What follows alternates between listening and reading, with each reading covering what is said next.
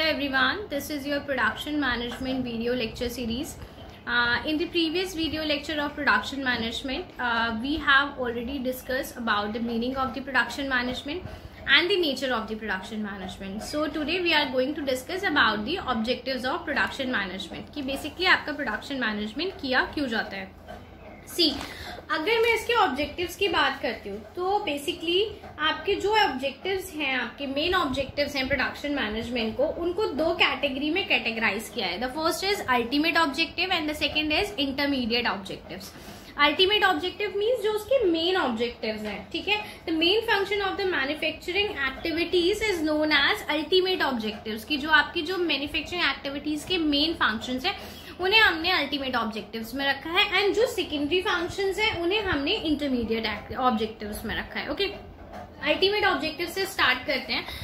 So basically ultimate objectives क्या होते हैं आपकी प्रोडक्शन मैनेजमेंट के. So the main function of the manufacturing activity is to produce goods and services, ठीक है, along with the following qualities. यानी कि ये जो अल्टीमेट ऑब्जेक्टिव्स है ना, ये आपकी वो सारी क्वालिटीज हैं जो आपके प्रोडक्शन में होनी चाहिए. जब आप किसी भी गुड का मैन्युफैक्चर कर रहे हो तो उस मैन्युफैक्चर के समय आपकी कौन कौन सी चीजों का होना बहुत ही ज्यादा इंपॉर्टेंट हो जाता है, वो सारी चीजें आपकी ये है, ठीक है. The first is your right quality. अगर मैं राइट क्वालिटी की बात करती हूँ तो the appropriate quality standard for a product is determined keeping in the view the requirement of the customer. जब भी हम क्वालिटी की बात करते हैं तो क्वालिटी हमारी प्री डिटरमाइंड एस्पेक्ट्स होती है, ठीक है, जो मैनेजमेंट डिसाइड कर लेता है कि हमें अपने प्रोडक्ट की क्वालिटी ये रखनी है, ठीक है. सो वो क्वालिटी किस तरीके से डिटरमाइन की जाती है? वो क्वालिटी आपकी डिटरमाइन की जाती है according to the requirement of customer. जिस तरह से कस्टमर की रिक्वायरमेंट है उसी तरीके से हमारा क्वालिटी का डिटर्मिनेशन होता है. It may or may not be best quality as a production management need to keep cost and other techniques and features in mind as well. It means that कि basically जब भी हम quality की बात करते हैं तो केवल हम बेस्ट क्वालिटी की ही बात नहीं कर रहे होते, हमें अपने दिमाग में कॉस्ट और जो आपके अदर टेक्निकल फीचर्स होते हैं उनको भी माइंड में रखना पड़ता है, ठीक है. ऐसा नहीं है कि अगर हम क्वालिटी की बात करें तो हम बेस्ट से बेस्ट क्वालिटी प्रोवाइड करेंगे, बट उस बेस्ट से बेस्ट क्वालिटी को प्रोवाइड करने के लिए आप कितनी कॉस्ट इनकर कर रहे हो, आपकी क्या क्या टेक्निकल यूजेस हो रहे हैं, उन सारी बातों को भी ध्यान में रखा जाता है, ठीक.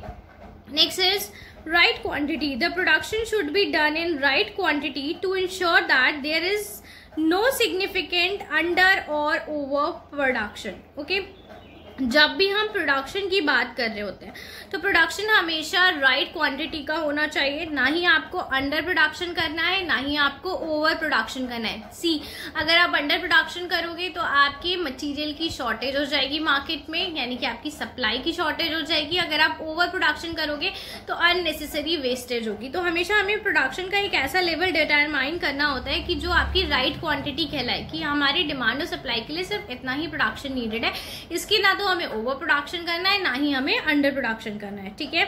सो अगर मैं ओवर प्रोडक्शन की भी बात करती हूँ तो in case of over production the capital is unnecessary tied up in inventories, while in case of under production the supply will not be enough to meet the demand. As I told you कि जब भी आप over production करोगे तो आपका capital block हो जाएगा, and जब आप अंडर प्रोडक्शन करोगे तो आप डिमांड को मीट नहीं कर पाओगे. So you have to decide that point कि जहाँ पे आपका जो प्रोडक्शन हो वो कैसा हो, राइट क्वांटिटी का हो. और ये आप किसकी हेल्प से डिटरमाइन करते हो? ये आप डिटरमाइन करते हो प्रोडक्शन मैनेजमेंट की हेल्प से.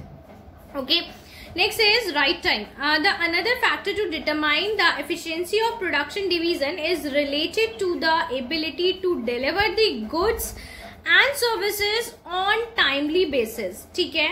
For this purpose, it is important to make optimum utilization of resources. See, अगर आपने अपने goods and services को timely deliver नहीं किया मार्केट में, सो उस टाइम के बाद, उस पर्टिकुलर टाइम के बाद आपके उस गुड्स या उस मैन्युफैक्चरिंग लॉट का कोई मतलब नहीं रह जाता. जब कस्टमर को नीड थी तब वो चीज अवेलेबल नहीं थी मार्केट में, तो फिर आपका उस प्रोडक्शन का क्या यूज, कोई भी यूज नहीं रह जाता है. तो आपको ये भी डिटरमाइन करना पड़ता है कि जो भी आप बना रहे हो, चाहे वो आप गुड्स में डील कर रहे हो, चाहे वो आप सर्विसेज में डील कर रहे हो, it should be deliver in the market on time.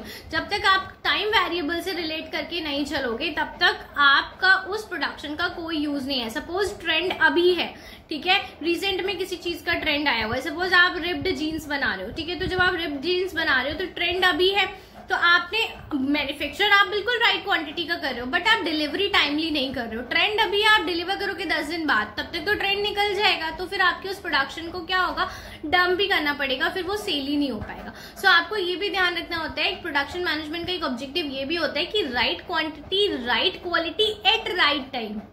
जब आप चीजों को राइट टाइम पे डिलीवर करते हो तभी उन चीजों के मायने हो पाते हैं, ठीक है। Next is pre establishment cost. The determination of manufacturing cost is done before the actual manufacturing is done.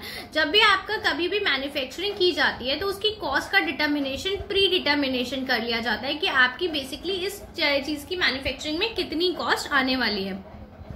सो आपको ये बात हमेशा ध्यान रखनी चाहिए कि जो आपका प्रोडक्शन मैनेजमेंट होता है उसका मेन काम ही यही होता है कि जब भी वो मैन्युफैक्चरिंग करने जाता है उससे पहले उसका एक प्रॉपर बजट बना लिया जाता है कि किसी भी चीज को करने में हमारी कितनी कॉस्ट इनकर होने वाली है।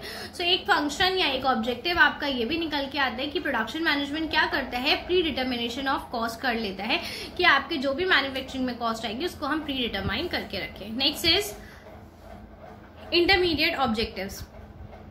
अगर मैं इंटरमीडिएट ऑब्जेक्टिव्स की बात करती हूँ तो पहला है आपका machinery and equipment. The main objective in this regard as a production of machinery and utilization of machinery and equipments. There should be proper availability of machinery. The efficiency of machine can be maintained or enhanced through paper maintenance or various types of repair.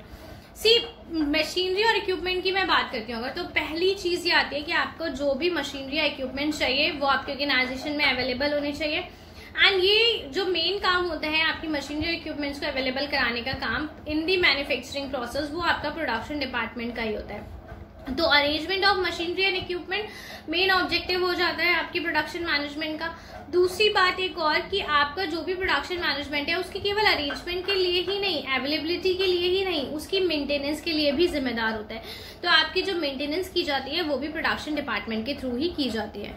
Material की अगर मैं बात करती हूँ तो this objective should be presented with regard two units, monetary units or space units. Cost should be enumerated on per unit basis. It should be endeavors to increase the inventory turnover rate for all kinds of the inventory. It means that basically जब भी हम material के management की बात कर रहे होते हैं या फिर इन्वेंट्री कंट्रोल की बात कर रहे होते हैं तो ये सारे टास्क कौन मैनेज करते हैं, आपका प्रोडक्शन डिपार्टमेंट मैनेज करते हैं। तो मटेरियल के मैनेजमेंट से लेके उसके कंट्रोलिंग तक का काम सारा आपका मैनेजमेंट के ऊपर ही है, प्रोडक्शन मैनेजमेंट के ऊपर ही है।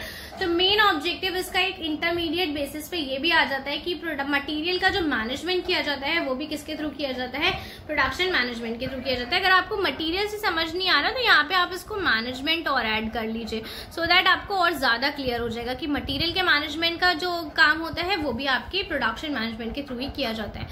मैन पावर की अगर मैं बात करती हूँ तो human resources are a vital input. For this purpose proper attention must be paid to the process of selecting, placing and training.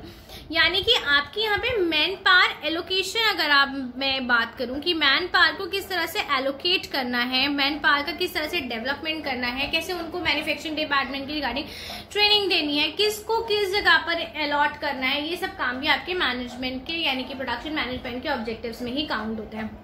Next is manufacturing services.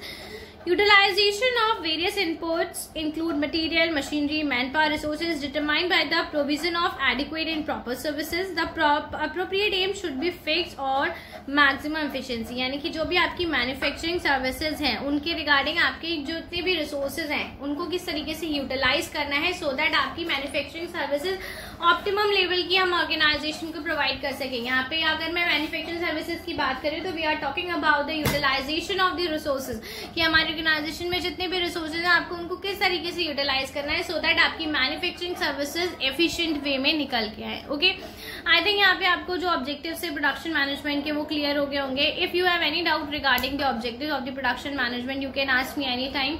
I am always there for you. Thank you, have a good day.